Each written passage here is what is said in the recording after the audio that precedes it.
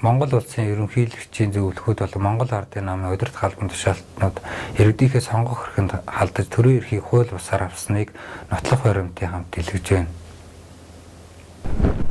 Би өөрийнхөө хүчээр болгоно. Гэтэ миний нийслэлийн 6 хүн тодорхой болог байна. 4 хүн тодорхой болсон гэж байгаа. Тийм үгээр хүний тодорхой болж би хүмүүсээс маш их чашаа гэдэг юм. Би самын азраар батлуулаад ингэж юм бол би хүмүүсээс аваад дурчлах юм уу? Би хийлгмээр би байнгын өөрөө гуйж байгаа. Тэгэхээр нааш нэг энэ сонгуулийн цахим машины програмчлж болдог гэдгийг ганцхан Монгол Ардын нам мэддэг юм болов гэсэн чинь ерөнхийлөгчийн зөвлөхүүд болох нүрзэд пүрэв даваа. Нүрзэд дарга дээр нөгөө над руу яриад уулсаад авъя гэж хэлжсэн байхгүй халаачнуудаа. Тэгээд аваагүй амралтын өдөр цаараад бас амралтын өдөр задаад аваагүй юм. Тэгээд өөрөө уцаа авдгүй тэр халаачнуудыг яаж өгөх үү би? Мэдхгүй одоо би тэрний чи үзэхгүй намайг авчаарай л гэсэн. Тэгээд надад өгөхгүй гинэ танд өөрчлөн өгнө гэсэн заал гэдэг жилээ. Тэгээд одоо бол уцаа авахгүй наа чи одоо нэг юм нээлттэй байгаа. Сайн байцгаана намайг Гаачир гэдэг. Би 2008 оноос Eagle телевизэд компьютер графикчаар ажиллаж байсан. 2017 онд боловсролын амны хэвлэлийн төлөөлөгчөөр ажиллаж байсан. Би өнгөрсөн оноос тагнуулын ерөнхий газар болон цагдаагийн газрууд дээр төрийн эрхийг хууль бусаар авахыг завдсан гэдэг гинт хэрэгдэр ерөнхийлөгчийн зөвлөхүүд болон Монгол Ардын намын удирдах албан тушаалтнууд сонгуулийн цахим машин буюу хар машины IT ажилчдтай цог энэ гэмт хэрэг дээр шалгагдсан. Сая сонгуулийн өгөл өөрсдөө баг мэдсэн бэлгтэй гадарлаа байгаа л. Тэр журмаар ажиллана. 2012 онд бол энэ сонгуулийн цахим машин бол Монголд орж ирсэн. Ингэхдээ бол 6 жилийн лицензтэй байсан юм. Тэр лиценз нь бол 2018 онд дуусаад сонгуулийн ерөнхий ороо Мөгийн Мөнхбат гэдэг хоёр залуугаар бол програмыг бичүүлсэн. Энэ хоёр залуу энэ програмыг бичихтэй өөрсдийнхөө хүснээр удирдах чаддаг болгоцсон. Улсын хурлын сонгуул дээр ямар юм босныг та нар өөрсдөө мэдж байгаа. Бид нар бол фактыг дийлэхгүй. Саналыг тэнцвүүлэх ёстой тооллого дээр аль талаасаа тоолно те тэрэн дээр зөрүү гаргаж болохгүй. Ингэснээр хүснээр дэвшигчийн сонгуульд ялах боломжтой болгоцсон. Үндсэн програм нь бол маш сайн нууцлалтай байсан. Хүмүүс санаж байгаа бол 2017 оны ерөнхийлөгчийн сонгуулиар Төв аймгийн 88 хэсгийн хороон дээр сонгуулийн цахим машин гацсны улмаас гараар тоолсон. Энэ яагаад гацсан бэ гэх юм бол өмнөх үндсэн програм нь бол сонгуулийн санал өгөх цаасан дээр бол баркод байдаг гэсэн. Тэр баркодыг далийн юм уу буруу хэвлэх юм бол тэр цаасаа танихгүй уншдаг байсан. Одоо энэ Мөгийн Мөнхбатын бичсэн одоо энэ сонгуулийн цахим машин дээр бичсэн програмаар бол ямар цаасыг уншдаг болсон. 2020 оны 6 сар болон 10 сарын сонгуул дээр бол баркодгүй цаасаар бол саналыг авч бол тэрийг нь бол шууд уншиж тухайн ялуулах нэр дэвшигчлүүд нь бол шууд саналыг нь бол өгүүлж явуулсан. Мөгийн Мөнхбат гэдэг энэ хоёр IT залуу бол Монгол Ардын намын ерөнхий нарийн бичгийн дараа амар эсвэлэнгийн бол шууд удирдлагын дор ажилладаг гэж ярьж ирсэн. Тэгээ амар эсвэлэнд мөнгө төлөх юм бол ямар ч нэр дэвшигч сонгуульд ялах боломжтой. Тэр сонгуульд та нар өөрсдөө харсан. Хар машин дээр бол ажиллагаа хийгдэж байгаа. Дээрээс нь саналын утас дээр бас нэг тоог тэнцвүүлэх ажил хийгдэж байгаа. Амар эсвэлэнд Сумын газар хоёр бол 8 сард бол маргалдаж эхэлсэн. Энэ нь бол угаасаа сайт хэвлэлүүдээр ч гэсэн гарч ирсэн.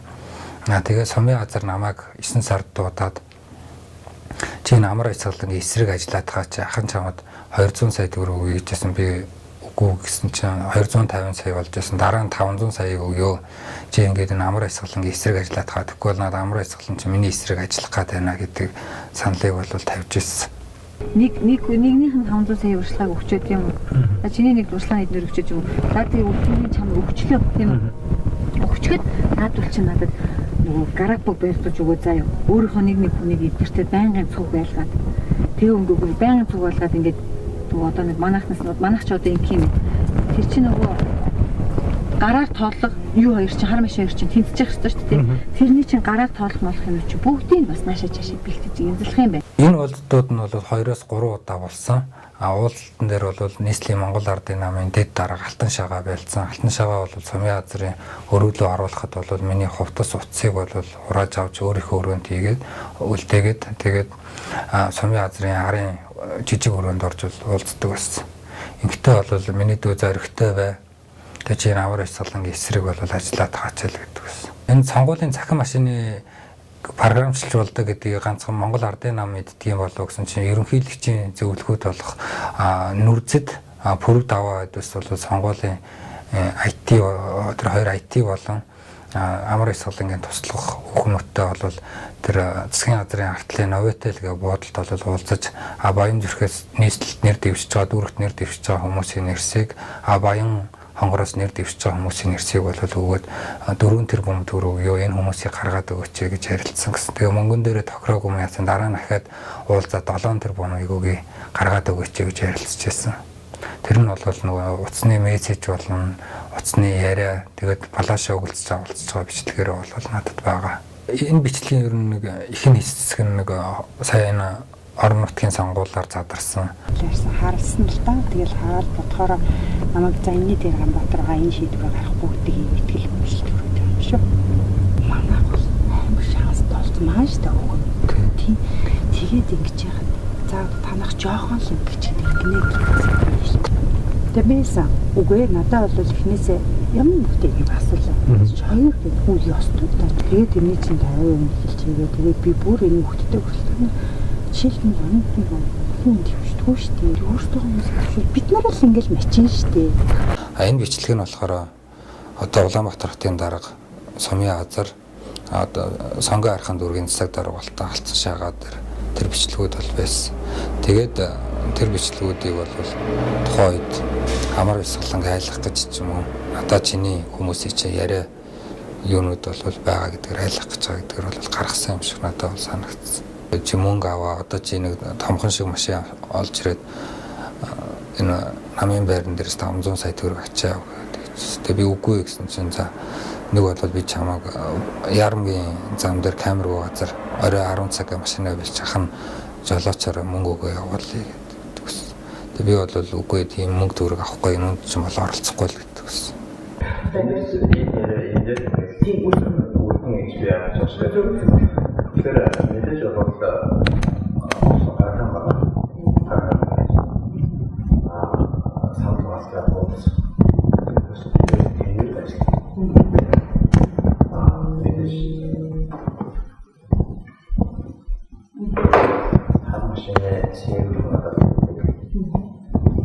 Энэ хэрэг яаж эхэлсэн бэ гэх юм бол би ер нь 2012 онд Монгол Ардын намын сонгуулийн ажил 2016 онд Баянгол дүүргийн улсын хурал болон орон нутгийн сонгуулийн ажлууд дээр бол сонгуулийн сурталчилгаан дээр нь бол ажиллаж байсан. Энийгээ дагуу би 2020 оны 10 сарын сонгуулийн сурталчилгааны ажил дээр ажиллая гэд Баянгол дүүргийн Монгол Ардын намын дэд дарга Сэмжлмаатай уулзсан. Сэмжлмаатай уулзаад сонгуулийн сурталчилгааны ажил хийх талаар ярилцчихэд Баянгол дүүргийн Монгол Ардын намын дэд дарга Сэмжлмаа ихчтэн ийм сонгуулийн хоёр IT байгаа ингээ намаас явуулж байгаа юм байлээ. Чи нэг ихчтэйгээ цуг очиод уулзаатгаач гэдэг саналыг тавьсан. Энэ үйл явдлаас ахгүйд би энэ сонгуулийн хар машиныг бол програмчлж хакдчихултыг бол тухайн Сэмжлмаа Ганг Мөрөн одоо нийслэлийн жижиг үйлдвэрлэлийн дарга болсон Ганг Мөрөн тэгээ сонгуулийн IT мөнх бид хэдийг уулзж байхад бол энэ сонгуулийн хар машиныг хакердаг талаар ярьж байхаас нь бол хакдч болдог талаар нь бол ихний мэдхүнтэй болж эхэлсэн. Тухайн үед Эрдэнэт хотын Улаанбаатар дахь төлөөлөгчийн газар болол Ганг Мөрөн Сэмжлмаа Мөнхбат тэр сонгуулийн хар машины IT гэдэг Мөнхбат тэгээ бие байлцаад уулзаад Баянгол дүүргээ ялуулна. Баянгол дүүргээ одоо нэрсэн нийслэлд гарах 6 хүн тэгээ дүүрэгт нэвших 45 хүн болчих юм бол Мөнхбатад нэрийг өгөөд тэгээд нөгөө ардсан намд бүлэг үүсэхтэй тодорхой хэмжээний суудал үүсгэхээр тэгээд машина програмчлнаа. Одоо тэгээ ер нь хідээр хийж тохирох уу гэдэг бол яриа бол тухайн үед бол явагдчихсэн. Тэгээ бол тэр тухайн үед бол нэг дүүргээ бол 1 тэрбумаар хийнэ. Тим дээрээс намын дараа Монгол Ардын намын ерөнхий нарийн бичгийн дараа амар солон бол тэгж хэлсэн гэдэг Мөнхбат гэдэг тэр IT залуу бол бид хэд тал тэгж ярьж өгч байсан. Мөнхбат болон тэгээд Сэмжлмаа Ганг Мөрөн хэдээс бол тухайн үед уулзж байхдаа бол ерөнхийдөө бол хоорондоо тохиролцоод нэрээ гарах юм бол нийслэл нэр дэвших хүмүүсийг бол Сумын газар дарга мэдж байгаа. Дүүрэгт нэр дэвших хүмүүсийг бол Баянгол дүүргийн дарга Ганбаатар мэдж байгаа. гэсэн. Тэгээд бид хоёр хоорондоо ярилцаад дүүрэгтэй нэр дэвших 45% ярилцаад тохиролцож байгаа юм бол та нарт нэрээ өгье. Сумын газар дарахтаа бол биднээс нийслэлийн хүмүүсийг тохирч байгаа юм бол ингээд нэрээ өгөө тэгээд мөнгө төгрөгөө өгье гэж ярилцж байсан тухай улаан Эрдэнэтийн төлөөлөгчийн газарт. Тэгээд дараа нь бас намайг дуудаад тэгээд тэр сонгуулийн IT мөнх хотыг дуудаад тэр Монгол Ардын намын ерөнхий нэрийн бичгийн дарга Амар Баясгаланг дуудаад биднээс бас Синконтогийн үүдэнд асуулзаад тэн дээр бол 1 тэрбум төгрөгийнхээ урьдчилгаад 500 сая өгөө гэдэг тэгээ ярилцчихсан. Тэгээ тэр хоёр тусдаа машинд оруулж ярилцаад одоо мөнгө төгрөгөө хаана өгөлцөж авах талаараа л ярилцаад дууссан. Энэ хэрэг Мөрдөн Байцаалтын шатанд явж байхад Чингэлтэй дүүргийн цагдаагийн дарга Ганбаатар гэдэг хурандаа бол намайг 2-3 удаа бол уулзчихсан. Тэгтээ бол ингээд танихгүй дугаараас залгахаар нь би хинбэ гэж мессеж итсэн чинь чи намайг хинбэ гэд өрөөндөө оруулж ирээ загнаад дэгсэн. Бас одоо чи шоронд явахдаа бэлэн маргааш чамаа шүүхлүү шилжүүлнэ. Энэ чи хорон орныхоо тодорхойлтыг авчирч өгнө шүү гэхээр бол намайг бол энэ хэргийн үйл явцтай холбож их дарамталдаг байсан. Би энэ хэрэг Мөрдөн Байцаалтын шатанд ямар шатандаа явж байгаа юм бэ гэж сонирхоод прокурор болох хуланлуу залгасан чи ажил дээр ирээд уулзаатхаа гэхээр нь ажил дээр нь яваад атсан чи энэ хэргийг чи хаацсан хохирогчгүй хэрэг гэд хаацсан гэхээр нь би энэ хэрэг бол хохирогчтэй. Огч нь бол Монголын ард түмжтэй гэсэн чинь чи энэ хэргийн оролцогчтой чиний хэргийг хааж аваад баярлахгүй байна уу гэдгсэн. Би хэргийнхээ материалтай танилцмаар байна гэсэн чи чамаа материалтай хэргийн чи материалтай танилцуулахгүй гэхээр нь би гарч яваад хуулийн зөвлөгөө аваад өмгөөлөгчийн гэрээг маргааш нь прокурор дээр аваачиж өгсөн чинь прокурор нь чи анханасаа өмгөөлөгчгүй явна гэсэн. Наад өмгөөлөгч чинь гэрээг авахгүй гэдэг намайг бол халгаагүй. Би наад нүрдэх гэж би шоронд надад илүү яах вэ? Яг үнэндээ бол би улс төрийн залиас болчих уу гэдэг үднээс бол энэ үед бол маш их хайжсэн. Баянгол дүүргийн иргэдийн төлөөлөгчдийн хурлын дарга Сэмжидмаа бол нийслэлийн жижиг зүүн төлөвлөлийн дарга Ганг Мөрөн тэр сонгуулийн ерөнхий орны IT мөнх хотод үсэн яриа 2020 оны 10 сарын 12-нд бол задарсан. Тэр өдөр бол намайг бол тагнуулынхан бол тагнуул дээр дуудаж авчирсан. Тэгээд ямар учраар дуудаж авчирсан бэ гэх юм бол энэ нэг бичлэг задарсан. Тэгээд төрийн эсрэг төрийн эрхийг хууль бусаар авах гэсэн хэрэг дээр дуудаж авчирч байцаалт авсан. Тэгээд тухайн хэрэгд бол энэ Монгол Ардын намын ерөнхий нарийн бичгийн дарга Амар Баясгалан, Улаанбаатар хотын дарга Сумын газар тухайн үед нөгөө Монгол Ардын намын нийслэлийн дэд дарга байсан Алтан шагаа. Тэгээ сонгуулийн ерөнхий орны IT мөнх бат Амар Баясгалангийн хоёр туслах гэх хоёр хүүхэн тэгээд Алтсан намын хэрэгжлэх газрын дарга нүрзэд тухайн нэг ерөнхийлөгчийн зөвлөх байсан Пүрэв даваад басыг бол дуудаж авчирч байцаалт авсан гэсэн. Надаас бол 3 хоног байцаалт авсан. Тэгээ 3 хоног бол тагнуул дээр байлгаж аваад өглөө 8-аас ахгүйл шөнийн 4 хүртэл байцаалт авч 3 хоног бол байцаалт авдаг гэсэн.